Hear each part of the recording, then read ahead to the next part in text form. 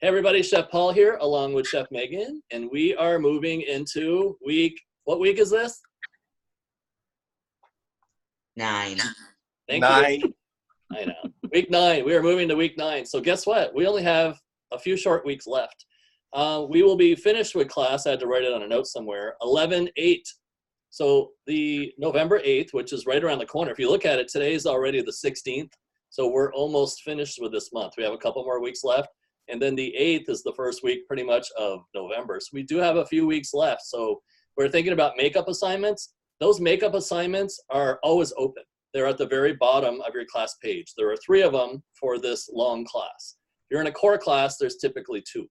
So if you look at the very bottom of your class page, you'll see them. They are always open. So if you missed a week or you have a week where the grade is really low, and I mean like below 60%, even below like 70%, if it's something that you just don't want in there and you want to get rid of it, do the assignment over and submit it in the makeup window. We'll get it regraded. We'll replace that other grade for you. Okay. I mean, I wouldn't go from a 98 to 100. I mean, you can. There's nothing wrong with that, but it's just going from an A to an A. But if you have a really low grade for some reason one week and you want to do the makeup stuff, please do that. So they are open, but the makeup does come to an end, and not on the 11th or not on 11/8 or November 8th. That comes to an end on November 5th. So a few days sooner. So those makeup assignments need to be in before then. So please do not wait until the last minute to get them in. Start doing them now if you haven't already, so that we don't get jammed up with all these grades at the end, and then you'll wait and wait and wait for it to get graded, and you're not going to be sure how you're going to net out. And remember, you do need to have 60% or higher in this class to pass to go to the bread class. So if you're below 60% right now, I am hunting you down anyway. So I'm making plans for you guys, but you should be reaching out to me too, because you should be responsible for your own grades. And you should be saying like, what do I need to do to pass this class? And then I will work with you. So I will send you plans, and if you ignore me, I will hunt you down. And then when it gets to the end, I want to make sure that you're all passing. So let's make sure that our forums are up to date and make sure our assignments from here on are handed in on time and early so that we can get them graded early. Capiche? You guys good with that? Yes is the right answer. Okay.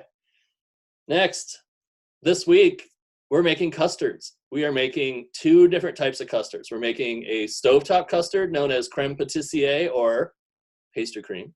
You may have had it before. If you've had a fruit tart with custard in the bottom, you may have had it in an eclair before or a cream puff. You may have had it baked into a Danish before. If you've had a Boston cream pie, is it a pie or a cake? If you've had a Boston cream pie, it has custard in the middle. So in donuts, you may see it in a donut filling. Pastry cream, widely used, okay? Stovetop custard. Now, the other custard is a baked custard, and this one is creme brulee. It is basically the Rolls Royce of custards, and this one has a caramelized top on it. So we'll talk about how all that comes together in this class. But the baked custards are very, very fragile versus the stovetop custards, which can take a little bit more of a beating. So the baked custards are going to be baked in a bain-marie, so you're going to do a water bath this time in the oven. So it's going to bake low and slow. And we'll talk about the benefits of a water bath or bain-marie. We'll talk about the different types of baked custards, and we'll talk about the different types of stovetop custards. But you will be making 2. And I'm going to kind of plan this out a little bit with you guys, because if you look at your class page, which I'll show you in a second, it does say use the pastry cream for week 10 for your fruit tart. But if you make your custard early and it's going to sit for 7 days, that's kind of grody. Grody is a pastry term. It is kind of gross, and I wouldn't do that. So I would, if you're going to submit early, make a small batch of pastry cream, show us how it looks, get it submitted, and then make a fresh one for next week for your fruit tart. Okay? How long do you think it's still good for if we put it in the refrigerator? I wouldn't keep pastry cream more than like 5 days. After that, it gets very weepy, and all the water liquid comes out of the protein, and then it's not as good anymore. And it does So not if we freeze. make it until Monday or Tuesday, we'll be fine to use it for week 10. Well, if you wait until the end of the submission time, like Monday, yeah, then you could make your fruit tart early in that next week, and then you would be only holding it for a few days, so that would be fine. But I say make it twice, right, Chef? Yeah, make it for the assignment, and then make it again for the fruit tart, so it's nice and fresh, because the practice is really good. And it's only milk and sugar and cornstarch and eggs, so it's not like it's, this huge thing. So 2 types of custards will be made, and creme brulee, which is awesome. So we'll get into that. So Chef, do you want to talk a little bit about last week, the pies? What did you notice? Yes. First things first, I want everybody to remember that you are in school to learn and that it is 100% okay and expected if there are things that challenge you, that make you frustrated, and that make you want to throw your hands in the air and walk away. And my advice is walk away for a little bit and come back to it later if you can. For the most part, everybody's pies are looking very good. A lot of people, this is their first time making a pie completely from scratch, including the dough. And so I think that everybody's has been turning out fantastic. I do have a few photos here just to kind of show some things that I felt were really kind of knocked out of the park a little bit. A lot of people tried a lattice and were very successful with it. A lot of people did extra decor with their like pie scraps, like little leaves and things. Some people even colored them and then baked them. We have a nice like sunflower shape here. Some people went a la mode with their plating, which I thought was super fun. And I love this one in the bottom left because it really shows the flaky layers that you can get when you are cutting the butter in correctly. But the biggest thing overall that I want everybody to remember is that Chef Paul and I are here to answer questions for you when you feel like you're struggling. So don't hesitate to reach out, because I'm getting a lot of people who are in their narratives saying like, well, I didn't know what to do and I didn't think it was right. And so don't ever hesitate to double check with us, but just be sure that you are going through everything in the chapter first. And it doesn't hurt to watch things twice. I mean, there's a lot of information being put into each section of this class. And so if you need to watch that video of how Chef Ann made her pie dough, that's a fantastic one to watch again to make sure you're on the right track.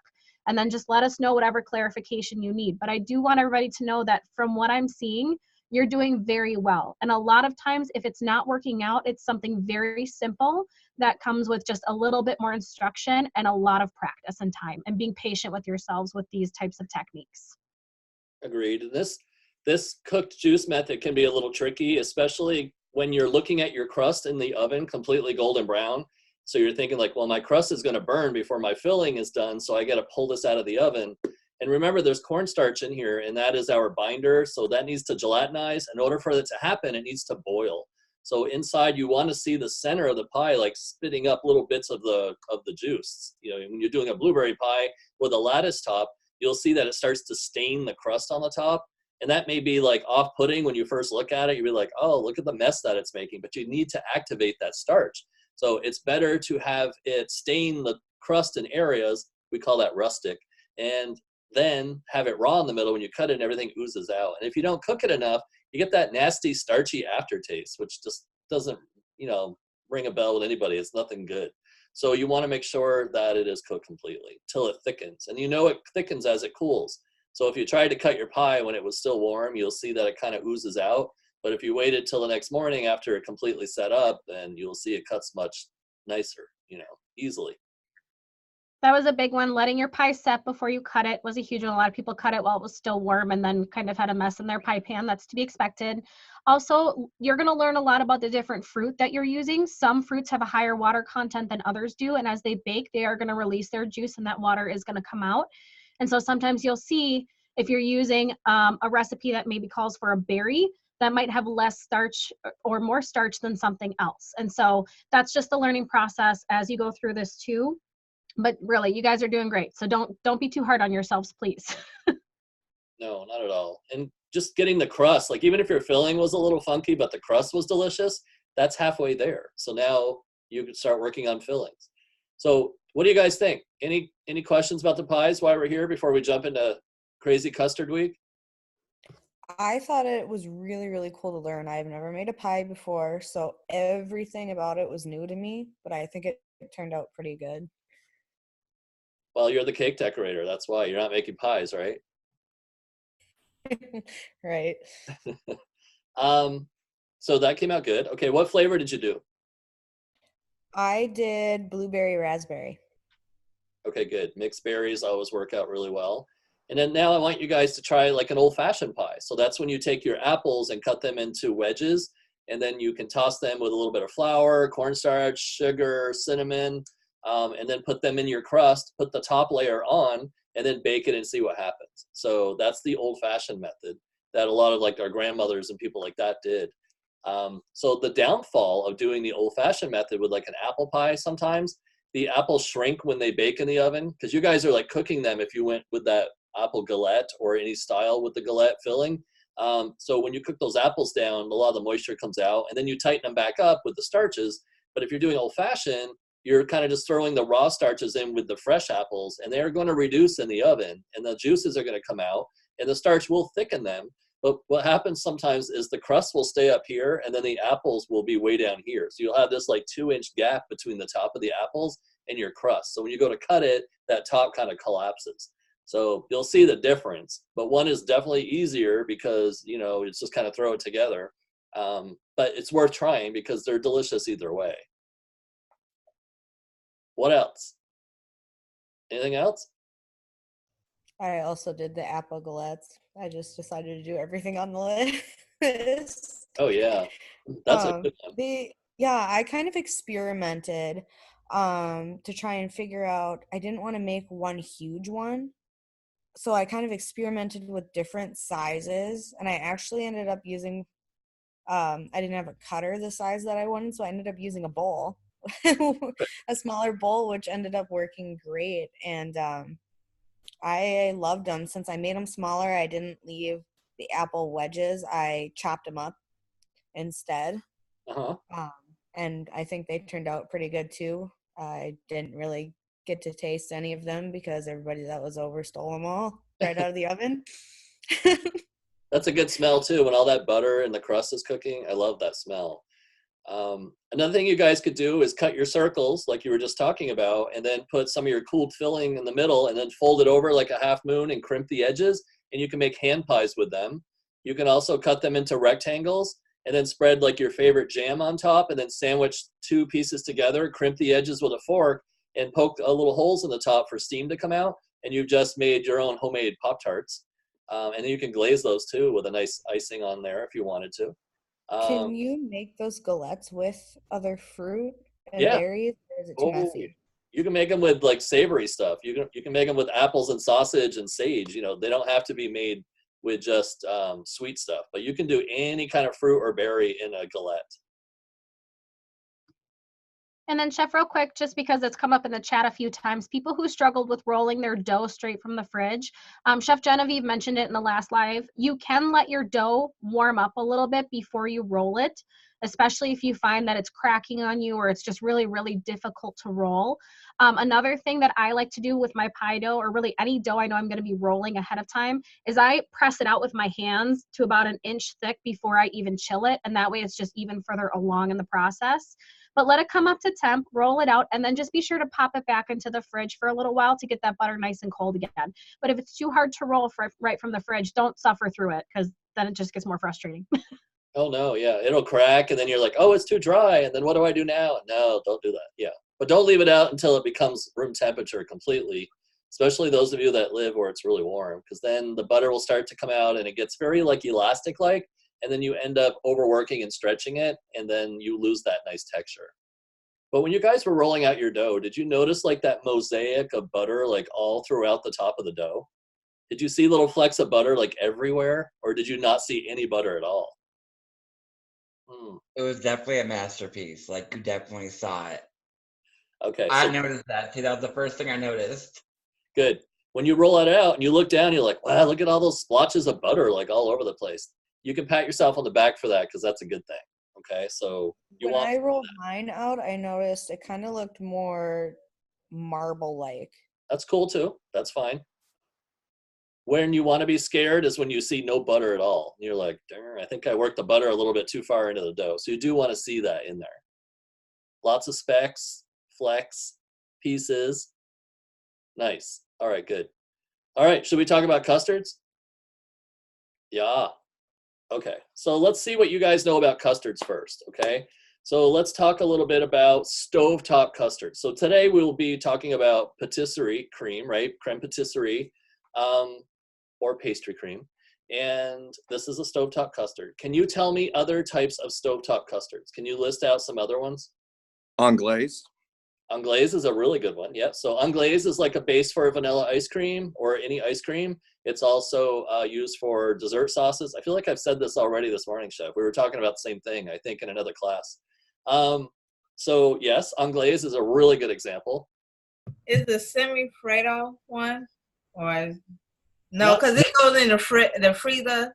Is Right, but what you're doing is you're heating up the egg yolks in that semi-Fredo over a bain-marie. So it doesn't really, I mean, it's kind of custard-like, but I don't know, Chef. What do you think? It's kind of in between. Yeah, I mean it's like a mix between, I would say, like a meringue and a custard if they had a child. Yeah. It'd be a really tasty child. What about Mama Latte? Hey, Halloween's coming. Okay. What else? So not so much semi-Fredo. What about a Mama Latte? Wait, what is that? It's I've seen it only once or twice before, but basically it's like a panna cotta, but not. Hold on, let me look it up real quick, and I'll post a link in the chat. Okay, so if it's like panna cotta, that is usually a dairy product, like half and half, heavy cream or milk. It's set with gelatin, so that wouldn't count as a custard. What a blancmange. Yes, absolutely. Blancmange, yep. So that would be, that's very French sounding, very English. I love it. Yeah, that would be like a white pudding. What about a ganache? Sorry, I'm a rookie here. No, Jason, not a ganache. That's kind of a melt and mix thing. So it has heavy cream, but we don't have eggs in it. So think eggs, got to have eggs in it. A Well, flan? A flan? A flan would fall in the category of baked custard. Anything else on the stovetop? So can we do that for an assignment, a flan? Or we have to do the pastry cream and the creme brulee? You have to do the pastry cream and you have to do creme brulee. Damn, because my flan is the bomb. Okay, so let me give you guys some other examples. So what about rice pudding? That could be a stovetop. Could also be baked custard too. Sometimes it goes in the oven and finishes, but typically it could be a stovetop custard. All your puddings, butterscotch pudding, chocolate pudding, vanilla pudding, all those would be considered stovetop custards. You guys mentioned the creme anglaise. That's like a big one too. Okay, so creme anglaise, and then our pastry cream, which is the richest one. What about baked custards? Give me examples of baked custards. We know creme brulee is one. Bread pudding. Yes. This one's more open. So you guys really take off the blinders and just like start spewing out stuff. What can we put in the oven that has eggs and cream and milk and all that good stuff? Egg custard. What's that? Egg custard. Egg custards, yes. Cheesecake. Cheesecake is a good one. Yeah, I was hoping somebody would say that. Cheesecake. Also, What else? Buttermilk pie, I see that. Rice pudding, that is a good, we said rice pudding, but up ahead it was, what was one? Oh, tapioca. Yeah, that would be a good stovetop custard. Is flan one? Flan is a really good example. So is quiche, I see in there. I'm having that for dinner tomorrow night. and a souffle. What else? A souffle. A A souffle. chocolate souffle. A souffle it can have, well, it doesn't really have a lot of, it has milk in it. So yeah, you could call that a baked custard. It has milk and eggs. Has eggs. Yep, definitely. How about like pumpkin pie, pecan pie, Yep. Sweet potato pie? All those would be baked custard. Quiet! Oops, sorry. Don't tell me to be quiet. I'm the instructor. I was yelling at the kids. I'm sorry. I got a 2 Okay. and a 3-year-old. I figured. Okay, so those are all different good examples of baked custard. Also flan, like you guys were saying, and creme caramel or flan, those are really good examples. Pot de creme is another one. I don't know if you guys have ever had those before, but pot de creme is another baked custard. I'll put it in the chat. So this pot de creme is it's a custard that's baked in a little pot. I should have brought one upstairs so you guys could see. But they have a little lid on them. They have a little handle, so they look like a little, kind of like a little bean pot almost, and you bake the custard in that. So you serve it with a small spoon. It's very elegant, and it can be any flavor again. So pot de creme is another one. So creme brulees are made with heavy cream and egg yolks and sugar and flavoring, vanilla, we'll say. The middle custard we will call pot de creme. So this one is made with heavy cream, milk, whole eggs, egg yolks, sugar, and flavoring. So you can see it's a little bit lighter because we have whole eggs, which has the egg white, allowing it to be a little bit fluffier and lighter. And then the lightest of the baked custards would be like the flan or the creme caramel. Now, there are a lot of formulas out there, so I don't want to get hate mail saying, like, I put condensed milk in my flan. But I'm talking about the true French creme caramel or creme reversée. Reversée meaning reverse, so that you bake it with the custard on top of the caramel. And when you invert it or reverse it, the caramel melts and then falls down over the custard, giving you that beautiful sauce and caramelized goodness. So that is typically made with just milk and whole eggs and sugar and a little bit of flavoring like vanilla. So it's very light. I prefer my flan to have the condensed milk in it. I like the richness of it and the way it slices. It's beautiful. But that's another story. So those are like the three different textures that you'll find in those main custards. And then everything else is just kind of like a derivative or an offspring from all of those. So this week we'll be doing creme brulee. But before we get into that, we're going to be dealing with eggs. And I want to talk to you guys a little bit about eggs. So egg safety. You guys ready for this? Yeah. This is something I would have talked to you guys about earlier, but I was kind of like pondering what I wanted to do with it. And I thought, well, this is a perfect week because it's custards and it's all about eggs and dairy. So I thought maybe we should go over some egg safety just to make sure you guys are clear about eggs and how they work. What do you say, Chef? Sound good?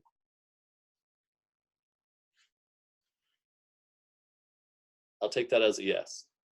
Yes. My computer's a little laggy today. Okay. Did you get a new camera or are you using your computer camera? It's the one they sent me. Oh. Sometimes I see it gets like a little foggy and it might just be it. I know mine does that once in a while too. I'll get like hazy. It has a mind of its own, you know. Just like us. Technology is fun. Yeah, that's what they tell me. Can you guys see this okay? All right, so eggs and food safety. So I just want to go over this real quickly with you guys. When you are looking at the composition of an egg, I want you guys to really look closely if you haven't already. So some of you may have chickens and have fresh eggs or access to fresh eggs each week. You guys are awesome. Love that. I don't have chickens, but I have just half a mile away, I have a farmer's market and they have fresh eggs all the time year round that I can get. And there's Man, nothing I need to like get it. a chicken. What's that? I need to get a chicken. It'd be so much cheaper. Well, you want to get more than one chicken because you know they're not going to lay like a dozen eggs a day. They're not that productive, but they're productive. I don't even think my husband would let me get one. So, well, you could disguise it as a child and just kind of walk it around. My child I likes need eggs. another child right now. Yeah. So look at this. Whole eggs. The average hen egg weighs about 2 ounces or 57 grams, and that's with the shell. That's the average large size egg. The yolk is 31% of the weight of the egg. So it also contains all the cholesterol and all the fat. Yolks are responsible for the rich flavor and mouthfeel. So are you a person that likes to have your eggs sunny side up or over easy and dip your toast in it and then eat the yolk and the toast together like I am? If you are craving the richness of that yolk. And if you've ever had the French lardon salad where they take the frisee lettuce that has a little bitterness to it and they serve it with the lardons. Lardon is fancy for little cubes of pork belly, bacon in there. And then they put a poached egg on top. So when you break it open, the yolk runs into the salad and you eat that with the bacon and it's like so good. Heart-stopping good. And Is that kind of like a kimchi? Not kimchi, bibimbap, where they have the raw egg in the middle? Exactly. Yes. So in Korean cooking, you'll see that a lot too with the egg on top. Or tofu, like you get those tofu soups that come to your table boiling. They serve you with a raw egg on the side, and you crack it into the soup, and then the heat of the soup cooks the egg for you, and then the yolk gets all like distributed in there, and it's very yummy. So yolk has all that flavor. It's all that fat and really good mouthfeel. The white, known as the albumin, is 58% of the weight of the egg. And this here, when you're looking at it, like if you guys crack a fresh egg, you're going to see like the yolk should be very prominent, like it should stand up nice and tall and proud.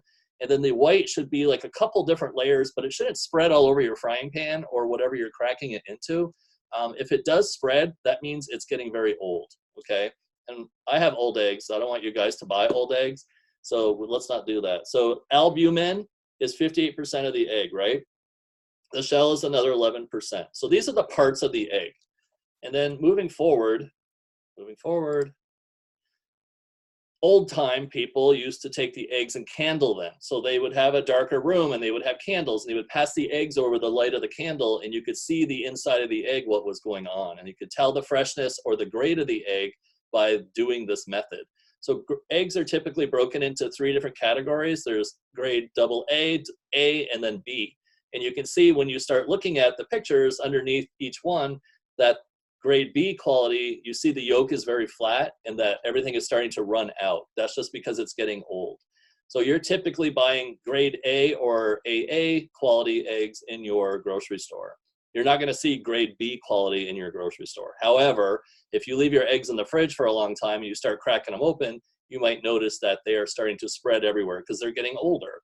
Down here you'll see, and a lot of people ask me this in class, so if you look where it says, some people call this chalaise, I call it chalaise. Chef, how do you pronounce that? I've always said chalaise. Chalaise. So it's also known as chalaise or chalaise or chalaise. So it depends on, I guess, where you're from, how you want to say it. But that's the little egg white cord that you see kind of all intertwined.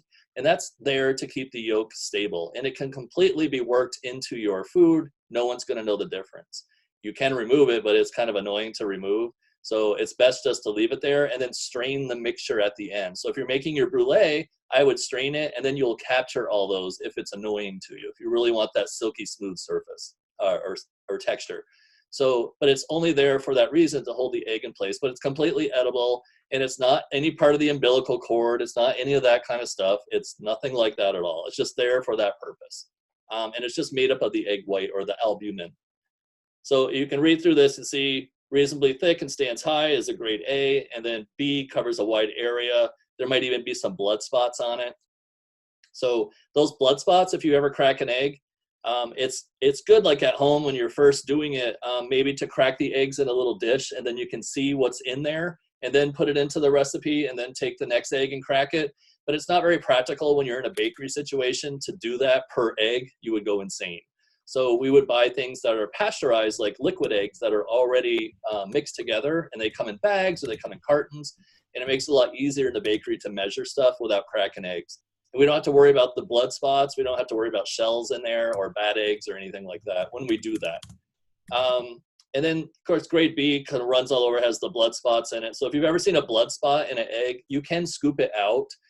It's not poisonous. It's not going to hurt you in any way. It's just not very pretty. And I've cracked eggs that are like completely red inside. Those just kind of go away. We don't want to keep those. And then if you ever had a double yolk before, have you guys ever seen that? Like twinsies in there? That's from hens that first start laying eggs. And those are typically a little bit smaller eggs. And you'll see 2 yolks sometimes. And that's just because they're first developing egg production in their bodies. And then sometimes you'll get the double yolk. But older hens, you won't see that so much. Same with the different sizes. Like if we move down here, jumbo, extra large, large, medium, small, and peewee, the little tiny chicken eggs. These eggs are all part of the size of the chicken. So large chickens lay large eggs. Small chickens that are first starting to lay the smaller eggs. Can you imagine a little chicken trying to lay a jumbo egg? That would be like very painful for the chicken. So these are the different egg sizes. And then it just talks about the weights per carton. So I can put this in the class page if you guys want to like breeze through it later. But it's just important things to know about the size and packing. So down here it tells you minimum weight per 30 dozen because you will be buying in bulk in a bakery if you're buying fresh eggs or you're doing eggs for a breakfast item. You might be buying them in cartons, 15 dozen per carton, maybe even bigger. But those are options for you. And then egg safety. So eggs are generally sterile and eggs are usually protected from bacteria by the shell. However, the surface of the shell contains a lot of E. coli, right? So we could have all kinds of different bacteria on the shell, salmonella, and there's pores in the egg. So the eggs do breathe, they're not like completely solid. So it's important that you keep them refrigerated.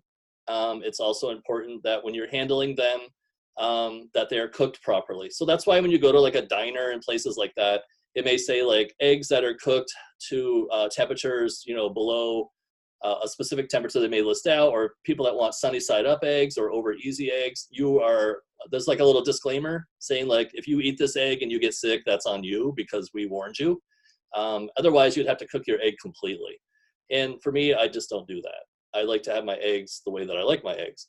And for people that have like seniors, young children, or people with a compromised immune system, then they definitely have to be careful about those egg temperatures, right? Because you could easily pick up one of these bacteria, which could be very harmful or fatal. So egg safety is something to practice for sure.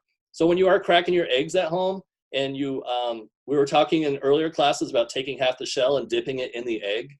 Now, that's not a safe practice because you would be taking salmonella on the outside of the shell and now putting it back into the inside of the egg. But again, at home, you're probably doing that because it's going into a custard or a cake or something like that. So that egg will be cooked 100%. If you were eating that egg raw, then I wouldn't be dipping my shell in the egg. Does that make sense? Yeah? Okay. Pasteurization. Jeff, So, I have a question before we yeah. move into that. From my understanding, if a chicken is sick with salmonella or contains the salmonella and they lay an egg, it has the salmonella inside of it, not on the outside. Is that correct as well? Well, it seems like it would pass through the body, right? So I don't know exactly how that process would work, but it seems to me like you could cook that out if it were there, but it also goes through rigorous testing. So everything is inspected. So if there's any salmonella internally in the chicken, I'm sure they are in quarantine from the rest of the chickens before that gets to spread and become an issue, because that would be devastating to that business. I also buy my eggs from local farmers, and if I'm in LA, I will go to the farmer's market, or I would go to the supermarket and I would buy one that had a humane label on it, and I know that they are free range for real.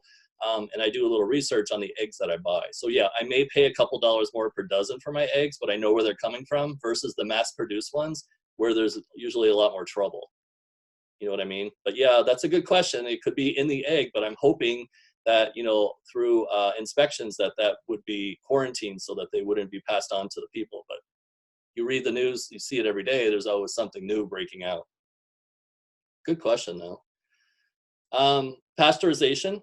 That will kill pretty much anything. This is available in commercial eggs, liquid eggs, dry or frozen egg product that's out of the shell. So that has a temperature of 140 to 143 Fahrenheit where it's heated up and then cooled back down again. And that kills off any bacteria that are in there. But again, your shelled eggs that you're buying in the grocery store don't go through that process. Egg whites resist bacteria. And egg whites are natural protection against microorganisms. Therefore, uncooked meringues prepared with unpasteurized shelled egg whites considered low risk. And that's why you see a lot of people in diners making lemon meringue pies with the French meringue, which is a raw meringue, using egg whites and sugar, and then put on top of the lemon meringue pie. And then it's baked just enough to make the outside golden, but it's not cooking all of that thick meringue down below. So you are eating raw egg whites when you eat a lemon meringue pie with that type of meringue method. You could do a Italian meringue, which is cooked, and that would be completely safe. So there's a way around that. Last but not least, functions of the eggs. So they work as binders. They work as emulsifiers. We have lecithin in the egg yolk, so that helps bind everything together. Gel, so they do coagulate, and that turns your custards into solids, which you will experiment with this week. And then foaming or leavening agents, so we use those to lighten cakes and make things rise, and then thickening agents as well. So eggs have a lot of functions. So it's hard to find a good egg replacer. There's things we can do like, aquafaba for vegans. We can take the juice of chickpeas and we can whip that up and make a meringue, but it's really hard to duplicate the egg structure. Just like it's hard to duplicate good butter, right? There's like no good butter substitute at all. But I will post this in the cafe so you guys can kind of look through it, okay? But I hope this is somewhat helpful and kind of gives you an idea of how eggs function, how they work, and a little bit of safety about them too. And you can go to the egg board too, the National Egg Board, and there's like all kinds of recipes and fun stuff to see there, and really, really good information. I find it excellent. Right, Chef? She's like, that's so stupid. Okay. No. She's like, exactly. We all of us food people like interesting things. True. Okay, so week 9, research materials, knowledge checks ×2. You got 2 of them. And good job on the forums, by the way, you guys. You were like really, really busy and creative with your pie and tarts. I love that. And for those that didn't do their responses, please go back in and do those and let me know that you've done so I can look for them and I'll adjust your grade.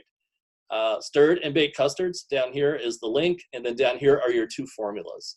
One for pastry cream and one for creme brulee. Again, if you guys can't find the videos, go to research materials, click and wait, and there they are. Watch creme brulee, watch pastry cream. I've had people say like, I don't know where the videos are. And I have to watch the live session 20 times to watch the video. And I'm like, no, they're right here. You guys can always watch them on your own.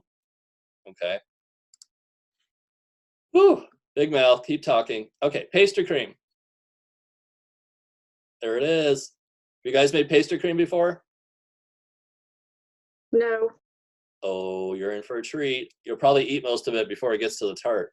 Don't do that. Resist the urge. Pudding before, if that counts. You made what before? I made pudding and used that as a filling, if that counts. That's fine. If you made it from scratch with milk and eggs and cornstarch, then yeah, you were making a pudding. Sure, we'll go with that. Okay. JELLO. No, don't use that. We have milk. So whole milk works great here, and granulated sugar. So those 2 are going to get scalded together. And a lot of times we'll scald some sugar with the milk, and it helps protect the milk solids in there from scorching on the bottom. So all we want to do is just bring this up to like a simmer just before a boil, and then that's good. Then we're going to mix our egg yolks and our whole eggs together, cornstarch and sugar, and we're going to mix that really well. And we're going to temper that hot milk sugar into the egg mixture. But here's a little trick, because a lot of people like to strain their pastry cream, and I find that really annoying because if you're making big batches of it, it just wastes a lot of time and it makes a mess all over the strainer. And anyway, that's my opinion. So what I like to do is take the sugar, the granulated sugar, which is like sand, and mix it with the cornstarch in the bowl first. So now you are mixing the cornstarch and the sugar together, so you have like an even structure or even substance. Then I take my eggs and add that, and then mix it really well with a whisk, just in a bowl with a hand whisk until it's nice and smooth. And I do that just before I'm ready to put it all together. Please do not mix your eggs and sugar together half an hour before, 10, 15 minutes before. What happens is the moisture and the protein in the egg starts to suck on all that sugar, and then it starts to dry out, and you end up with these little sandy, gritty pieces of protein from the egg. And some people call it like cooking the egg, but it's really like drying it out. So avoid that. So mix the eggs and sugar at the last minute, always when you see that type of formula. And then the last thing, off the heat, when we're done cooking it, we're going to add our butter and vanilla. Now, you're going to temper. So you're going to take that hot milk and sugar, you're going to add it to the bowl with the eggs and starch and the other sugar together until you get a nice mixture. So we're evening out the temperatures, right? We have something that's kind of cold, like our eggs, and we have something that's hot. And if we just dump those eggs into that hot liquid, we're going to end up with scrambled egg pastry cream, and that's not going to be any good.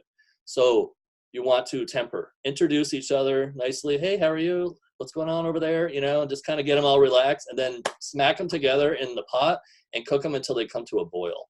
Once they come to a boil, again, like in the pies, you are activating that starch. They're going to gelatinize, and it's going to thicken. It's going to bubble like a lava explosion in a volcano. So keep the heat on medium. Exactly. Don't stick your face over the pot because you might get hit in the eye with some of the pastry cream. So be careful. It's kind of lethal if it hits your skin. But keep whisking. Use a hand whisk here. I see a lot of people try to use a rubber spatula, and you're not breaking those clumps of starch. That gelatinous mixture needs to break down into all that cream or milk.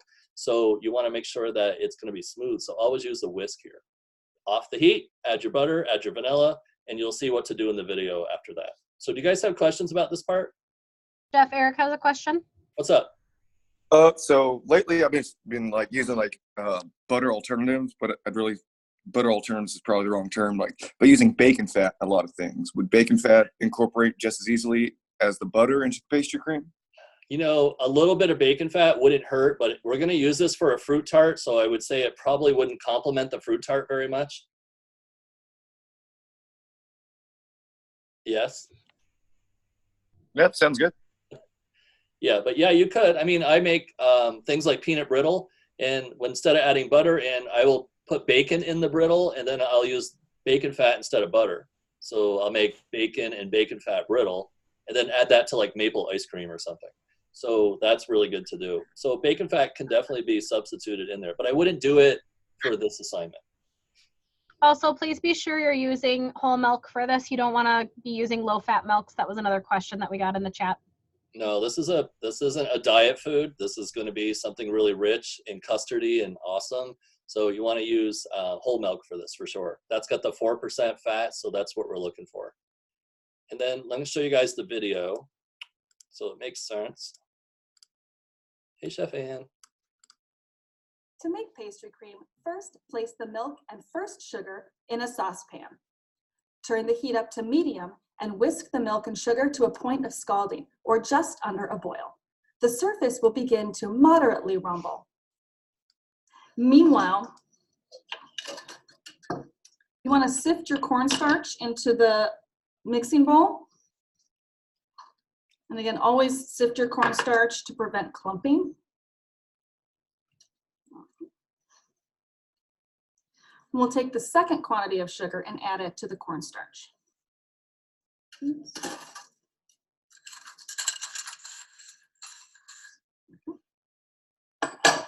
We're going to hold off on adding the egg yolk and whole egg mixture to the sugar and starch until the cream approaches a scald. That way the egg protein won't kind of coagulate and clump up on you. So we'll do that just before it reaches a scald. So now I'm going to whisk in the egg yolk and whole egg mixture.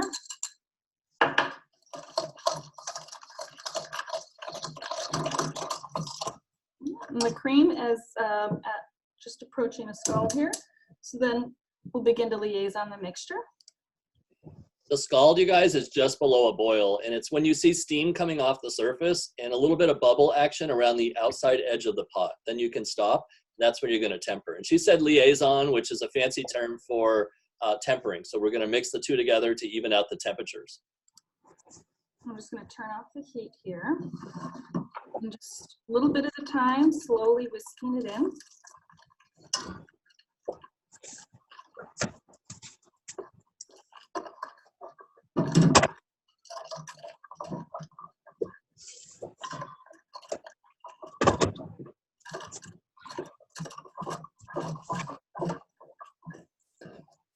Important to keep it moving.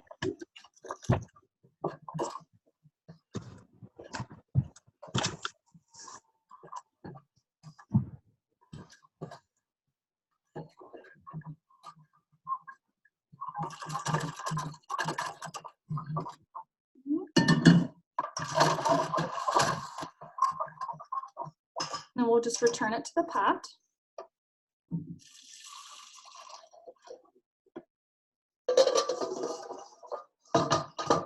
Over medium heat and begin stirring. Remember the motion is we want to do a full circle around the bowl, and then You see Chef Ann is using a spoon. Stick with the whisk, you guys. You will break up all the clumps as they start to form, and then you'll have a smoother custard. figure 8 and switch directions.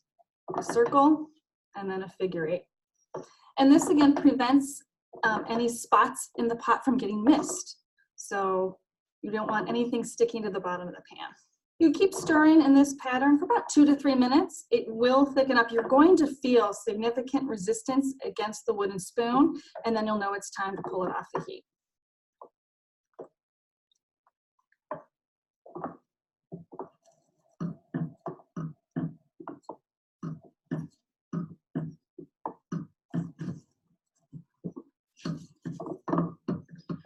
So it's reached the desired consistency. We'll add the vanilla extract and the cubed butter.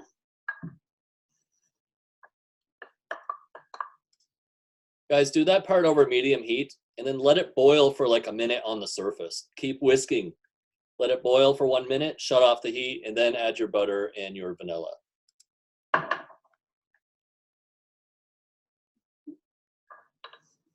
Now the butter and vanilla is being added after the heat is turned off, or do you wait? Off. Off completely. Off and then add. Yep, exactly. Fully incorporated. So we're going to keep this plain vanilla because that's the assignment. But if you guys wanted to turn this later on, make another batch, add peanut butter to it, you make peanut butter pastry cream. Add chocolate to it, you have chocolate pastry cream. Add fruit puree to it, then you have like a raspberry strawberry pastry cream. You could add coffee to it, you could add chocolate, you can make it coffee or mocha. There's a lot of things that you can do with this. You can add white chocolate, milk chocolate, dark chocolate. You know, it's pretty flexible. This rum, yes. You could also add gelatin to this. You could fold in some whipped cream and make a lighter cream. You can make all kinds of pies with this. You could do coconut folded in here, make a coconut cream pie. You could put banana puree in here and fresh bananas and do banana cream pie. I mean, it's the base for like so much. Can we experiment with the flavors of the pastry cream for our fruit tarts next week? I would keep it vanilla. Not that I'm a traditionalist, but other flavors tend to make the pastry cream combination with the fruit a little bit strange. So keeping it just vanilla for your first one, and then you guys can like shake it up later. That's fine. Okay. The ideal texture would actually be almost like a pudding in texture. It will thicken as it sets. So don't be concerned that it's not at the working consistency when it's still hot. It will thicken. One other important thing about pastry cream is we do want to cool it down as quickly as possible. So we're going to put it on a sheet pan lined with plastic wrap, and we'll cover it again with plastic wrap. We want a larger surface area, which will cool it down more quickly. And then the plastic wrap on top keeps a film or a skin from forming on the top.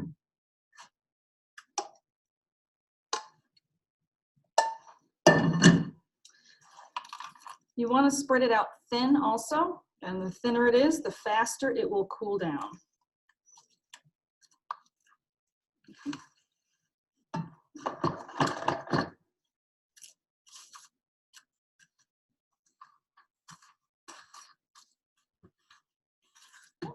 Refrigerate until completely cooled. This can be stored for up to 4 days in the refrigerator. When you're ready to use the custard, scrape it into a bowl and use a mixer on low to refresh it. After you have a good understanding of how basic pastry cream is made, you can make different flavors by adding citrus zest, liqueur, chocolate, or nut butters. You can also fold in creme chantilly. You can also lighten the texture for use in cake filling. However you make it, it's a staple in any pastry kitchen. Amen, sister. All right, any questions about making pastry cream? The cooling happens quickly, put it in the refrigerator, and you want to get it out of the danger zone is the main thing, right? So you want to cool it down to refrigerator temperature quickly. And if you're thinking like, oh, it's so thin on there, well, once it sets up, once the starches and everything coagulates in there and everything is set, the plastic peels right off like magic. So you'll see it feels a little bit rubbery, not a really good term to use in pastry, but it will feel kind of like that, a little bit spongy when you touch it. But like Chef said, once it's cooled, you can put it in a bowl. I wouldn't use a machine. I would just kind of mix it back up with a spatula to get it more like custard-like and softer again, and then put it in my fruit tart. But that'll be something we talk about next week. So you have the option of making this week. Well, you don't have the option of making it. You got to make it this week. But you have the option of saving it for your fruit tart. So it's up to you about the timing. 4-day window it keeps. So if you make it on Monday next week, then you will have it for your, if you make it for Monday, let's see, the day before it's due, you would be able to use it early in week 10 in your fruit tart. Does that make sense? Or if you want to make it early and knock it out over this weekend, then you will make it again for your fruit tart, the pastry cream.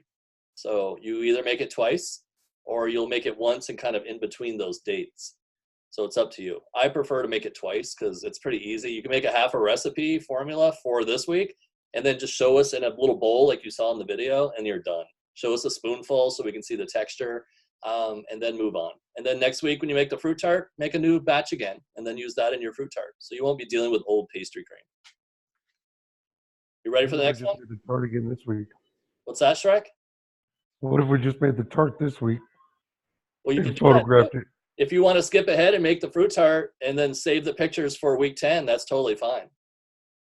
That's another good option. I didn't put that out there because I don't know if everybody's ready to do it yet, but what the heck, you know, if you guys want to do your fruit tart early, you can, and just take the pictures.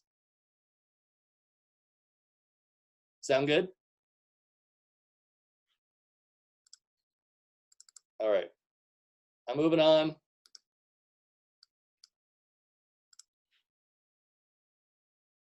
You guys see my screen okay? Yeah. Teresa's like, I see it. All right, creme brulee, baked custard. Here we go. 500 grams of heavy cream. Heavy cream's not negotiable here. It's got to be heavy cream. Stay away from light whipping cream. Make sure it is just heavy cream. If you see something that says manufacturer's cream, you will see that in some stores like Trader Joe's. That's okay too. That just has a higher fat content. But it just straight on heavy cream. Nothing light here. This is like the Rolls Royce of baked custards, believe me. And Vanilla it is or isn't whipping cream? Heavy whipping cream is fine. Heavy cream, anything that's heavy that doesn't say light on it. Yes? Okay. Vanilla bean, if you're using, or you can do vanilla extract, that's fine. If you have vanilla paste, then that works too. Granulated sugar, you will see it here twice. It is mixed with the egg yolks, kind of like what we did for the pastry cream in the last video, except here you'll see it twice. The second one is for torching on the top, and we'll talk about that in a second. So we do have 2 sugars, but the main body of it just is heavy cream, vanilla, granulated sugar, and egg yolks. No whole eggs here, just egg yolks. So you'll want to separate those eggs and keep the egg whites for something else. You may use them to make a meringue for something else, or if you like egg white omelets, you can do that. But you're only looking for the yolks here, and you need 100 grams of yolks. And remember, each yolk is going to be around 18 to 20 grams. So you may have to crack 5 eggs to get your 100 grams of yolks. Unless you cut this formula in half, then you'll be dealing with a smaller amount. But it's up to you. And once you make the brulees, they keep in the fridge for like 4 or 5 days. So they will last covered in the refrigerator. So it's not like you need to eat them within 1 day. And believe me, after you eat one, if you've never had one before, you're going to be addicted. You guys will have a little bit of freedom here with the flavorings. So if you want to take your cream and when you scald it, which you'll see in the video, if you want to infuse a flavor in there, like some type of spice like cinnamon or clove or like chai tea, or if you have some tea bags at home, like herbal tea bags, maybe you have like an orange or a lemon flavor, something spicy, you can steep that into the cream and then you can continue with the formula so that you can make a creme brulee with a flavor like that. So if you guys want to play around with that, that's fine. I wouldn't go with a chocolate one to begin with because it's a little hard to see when you're doing the sugar on the top. Like it's just a little too dark. But something lighter, you know, like a little cinnamon in there. If you want to play around with your first time doing it, that's totally fine. Or an herbal tea, something you want to infuse that in, that would work as well. Or fresh Pumpkin pie spice? What's that? Pumpkin pie spice? Absolutely. Yeah, why not? Question about the vanilla. It says half each or 1 teaspoon. I'm probably going to be using vanilla extract. So would that mean I need 2 half teaspoons? No, it's a half each of vanilla bean split. So you take the vanilla bean, you split it down the middle, and you only use half a bean. Or you use 1 teaspoon of vanilla extract.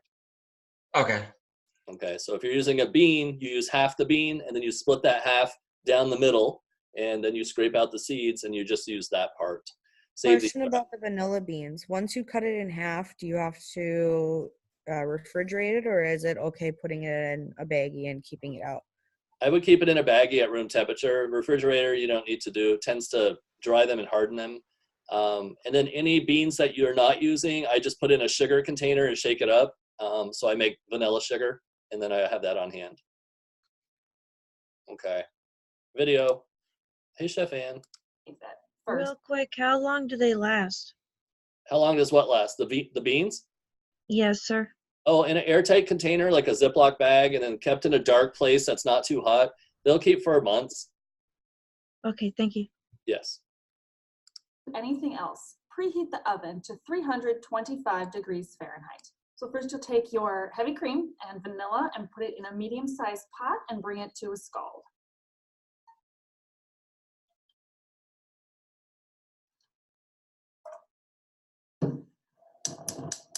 While the heavy cream is approaching a scald, which is just below a boil, it will begin to kind of rumble under the surface.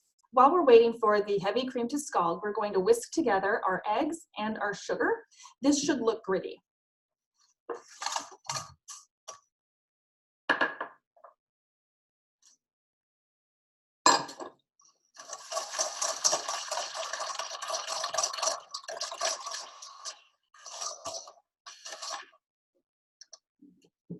We're going to temper this hot cream mixture with the eggs and sugar, just whisking it to combine. Runaway bowl.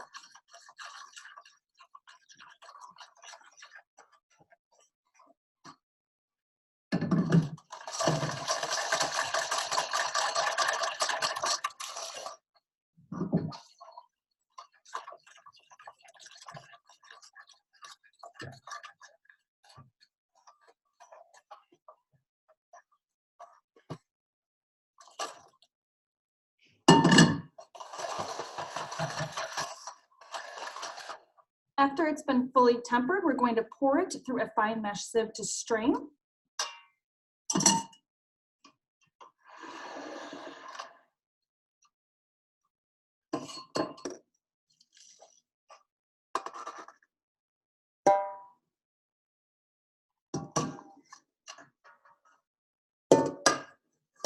Straining just ensures that you have a very smooth, fluid liquid as you pour it into your ramekins. It'll result in a much smoother consistency with the final product. Okay, guys, so in the pastry cream video, you notice Chef Ann took the mixture after tempering the eggs in the hot milk together, put it back in the pot, and she cooked it and brought it to a boil, and that allowed the starches to thicken, okay? So we don't have starches in this one, but in the pastry cream we did. Those starches are there to protect the proteins in the egg as well and keep them from separating. So that's why we boil it, because the starches are in there, so the eggs are not going to separate. Here, there's no starches and no protection. So we have to be really careful. So that's why the oven temperature is at 325 degrees, so it's very low. Even 300 degrees works. Nothing higher than 325. And the custard has no starch in it, so it's going to be very fragile. So we don't want to take that temperature of the custard over 180, 185 degrees. Otherwise, think of a sponge filled with water. At 185, those eggs get squeezed so hard from the pressure that all the moisture comes out of them, and you end up with scrambled eggs brulee.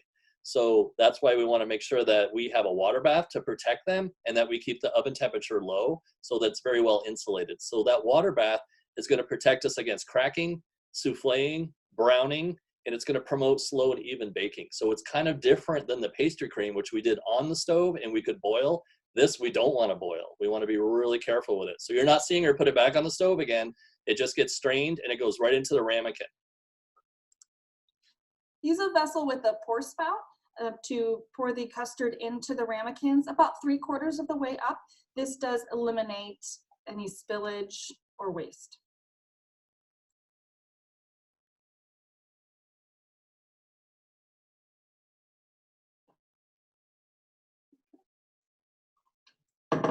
Next, place the roasting pan with the ramekins in the oven on the middle rack. Add hot tap water until the water reaches halfway up the sides of the ramekins. So you notice Chef didn't fill her pan on the counter with the hot water and then try to walk across the kitchen. So she filled it when it was sitting on its rack in the oven. Makes it much easier and much safer. Make sure you fill your ramekins with your custard all the way up as close as you can to the top without it spilling. So you want to make sure your customers are getting a good value, so you want to fill them up. So ramekins can be like this. So this is a standard ramekin, and that would be fine for creme brulee if that's what you have. They have to be oven proof, so no plastic here. So standard ramekins are typically made out of porcelain, and this works fine. Glass also works, oven proof glass. I like these because if I put berries in here and pour the brulee mixture over, after it bakes, I can see the berries through the window. So a glass ramekin is totally fine. And then this is more traditional. You see it's got a very shallow look to it. Not me, I'm not shallow, but this has a shallow look to it. And what this gives you is more surface to burn, so you get more crunch factor to custard. Where this one, you get more custard to crunch factor. So either way, it's gonna work, but it has to be oven proof.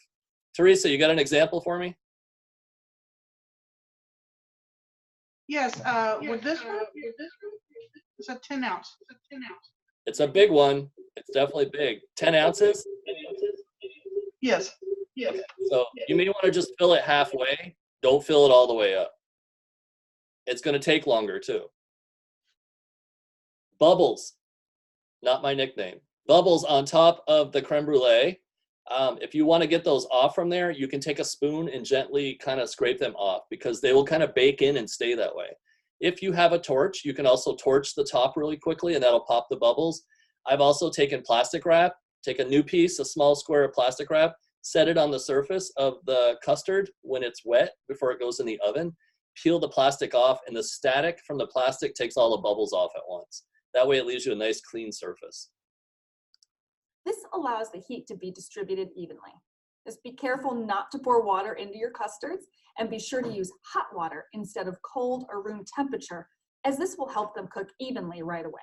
Bake until the custards are firm with a slight wiggle in the very center, anywhere from 30 minutes to an hour, depending on the size of the ramekins. When they are done, remove the entire pan from the oven and allow to cool in the water until the custards are safe to handle. After cooling, keep them covered and refrigerated for at least 4 hours, but refrigerating overnight is ideal as the custards need to cool completely to set. When it's time for service, sprinkle the tops with granulated sugar and torch to caramelize. You don't have to measure the amount of sugar that's going on top. You do want to make sure that you have a uniform coating. So after you sprinkle some on, kind of tap it around, make sure it hits the edges. When you start to torch it, start straight down, aim for the center of the creme brulee. You'll see that the sugar begins to caramelize and bubble. And then you can gently move your way around.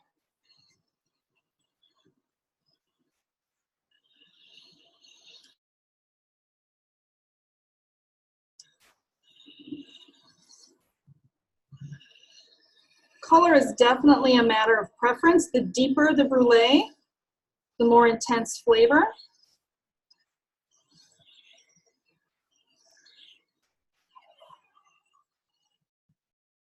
This dessert should be made to order and served immediately. It can also be garnished with fresh fruit or whipped cream.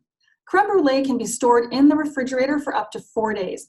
They shouldn't be torched, however, until service because the caramelized top quickly loses its crispy texture as it absorbs moisture from the air. Experiment with adding other flavorings after you initially scald the cream. Things like spices and citrus zest or infusing with dried teas can add a more complex and varied taste. Whether it's the classic vanilla or your own flavor creation, creme brulee is a delicious and impressive addition to any dessert menu. Hey, Chef. Oh, I'm sorry. I'm here. I want to ask. I don't have a torch, but I have one of those long lighters. Like you have. No. Okay. Here's the deal. Suggestion about the torch? I'm going to talk about the torch right now. You ready? Yes. Ready, Chef. Hang on. Let me talk about the torch, and then I'll answer your questions. So if you guys have a creme brulee torch, and let me share my screen just to show you what I'm talking about, in case you're wondering if I'm from another planet. Might be.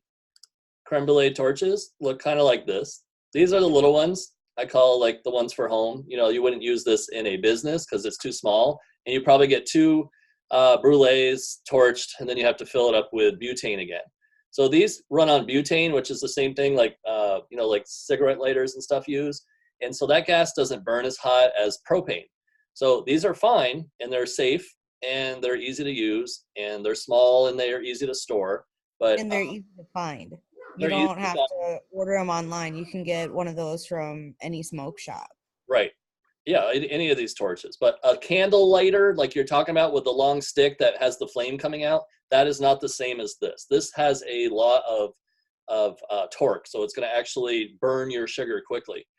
I don't even like those. If you have them, use them. Don't go buy anything else. What I use is this. I use this big welding torch.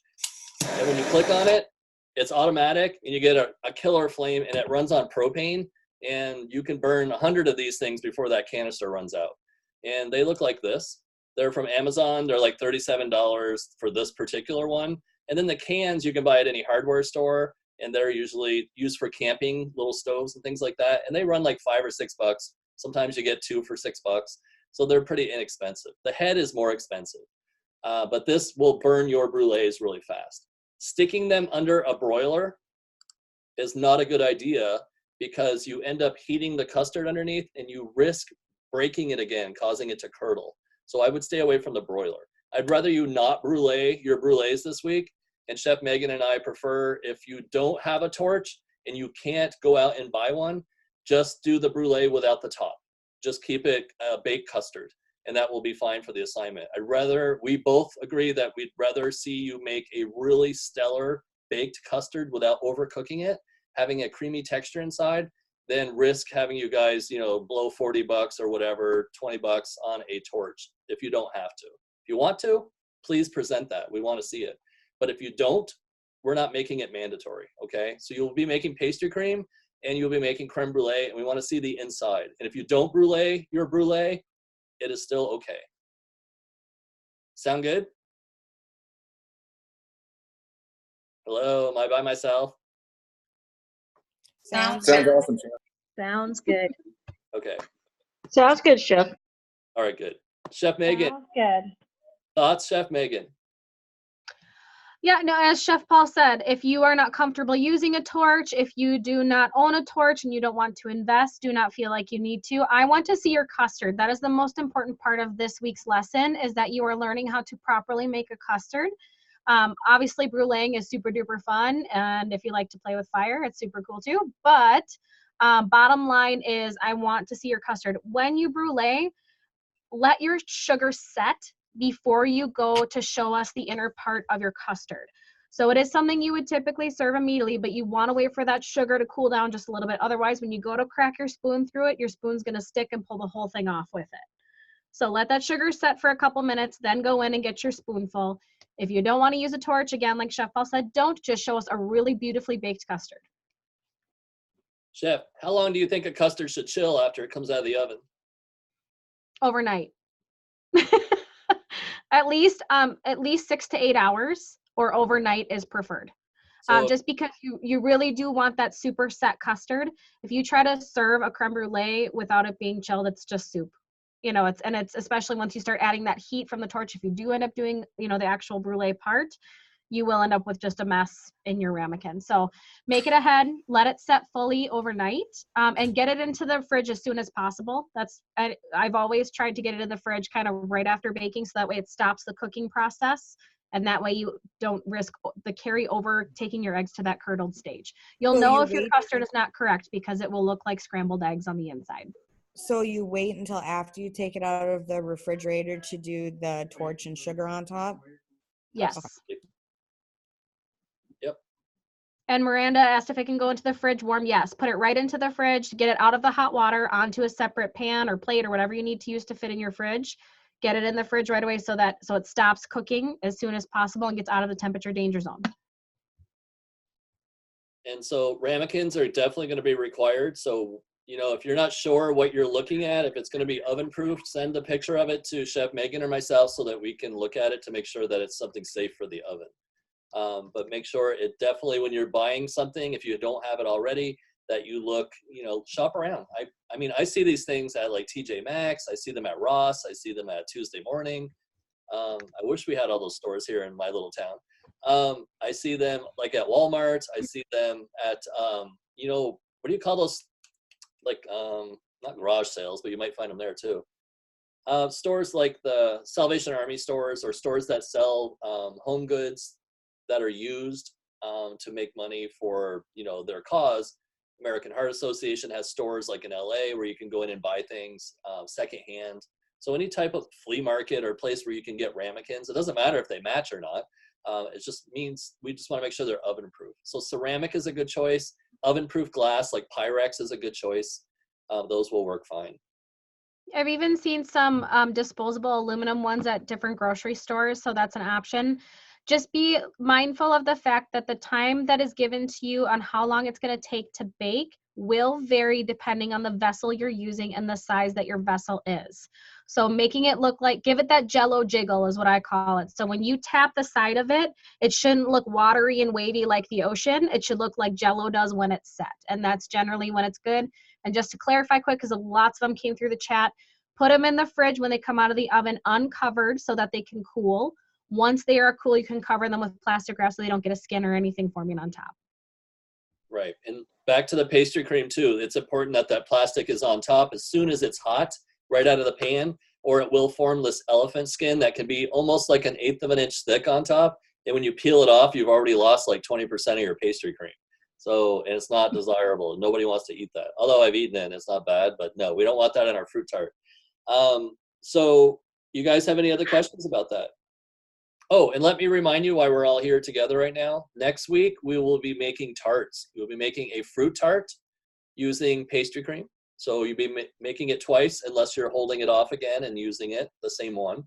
And you'll be making a baked tart. So one is baked and one is blind baked, which I'll explain next week. So we will be needing a couple tart pans, unless you do it over 2 days and kind of do one tart pan one day, get the photos, get it all the documentation in, and then the next day do the baked tart and then take pictures of that. So you can get away with one tart. You'll just have to kind of milk it out over a couple days, which is fine. And everyone, I just put a link in the chat for everybody for a website called webstaurantstore.com. They have amazing discounted stuff. It's really good quality, well saving your money. So they sell everything. They sell everything. Yeah. Chef, how many ramekins would you like them to show for their grade? For the creme brulee, creme brulee. Just one creme brulee is fine. Just one perfectly cooked creme brulee. So if you end up making 4 or 6, pick the best one. If you want to include the other ones in the background of your photo, we're going to see them when they come out of the oven because you'll take a picture. We're going to see them when they go in the oven because you're going to take a picture. But we just need to see one and then the interior. Pastry cream needs to be chilled.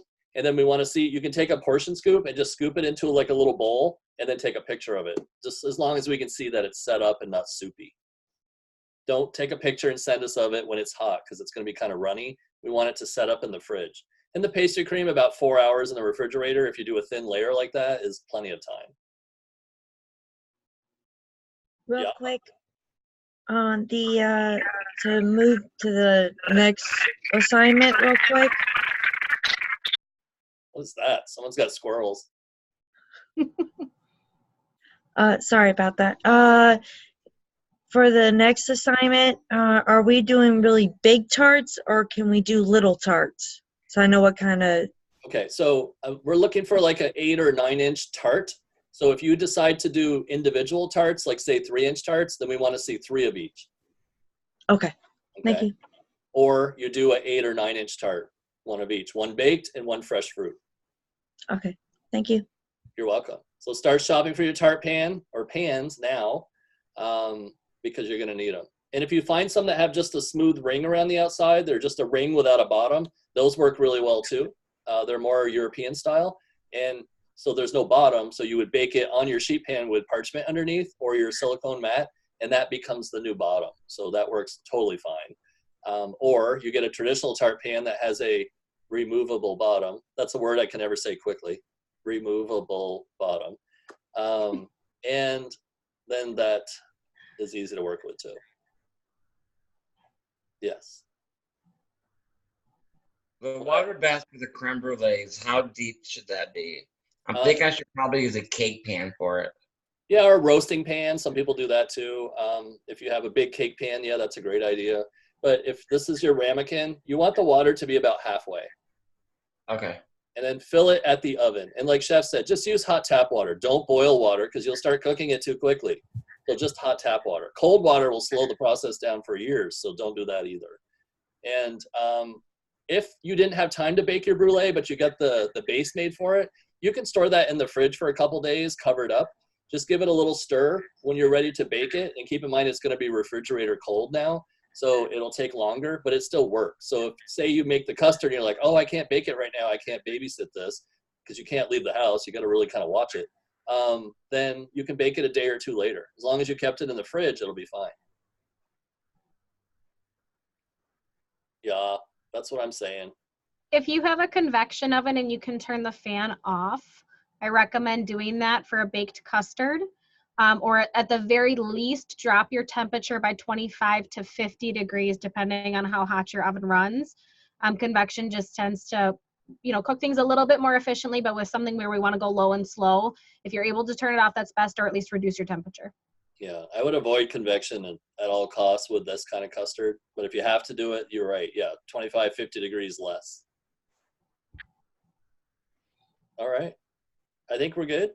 You guys have more questions, which you will, just email us. We'll help you out. Get started early. Remember this creme brulee, you don't want to do it Tuesday night because it needs to set up overnight. So I would do it soon. If you want to knock out one day and one the next, that's cool. But the pastry cream is really fast.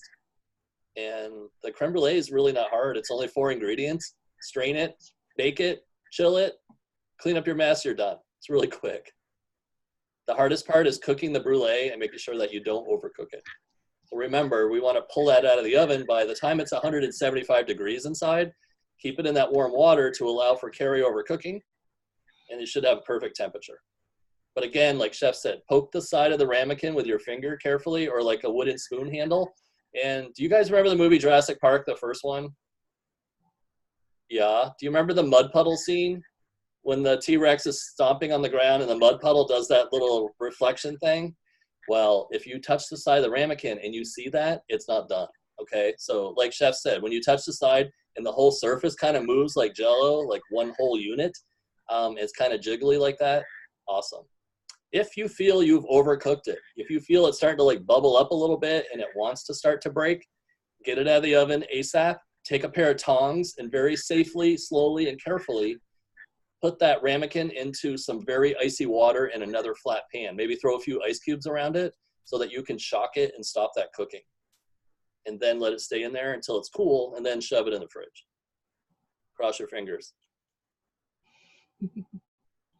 All right. Okay, well, thank you everybody for being here. I appreciate it. And if you have any questions, let me know and let Chef know. And we look forward to seeing your pastry cream and your creme brulee. Yes. Have a good night, everybody. Good night. Night. Night.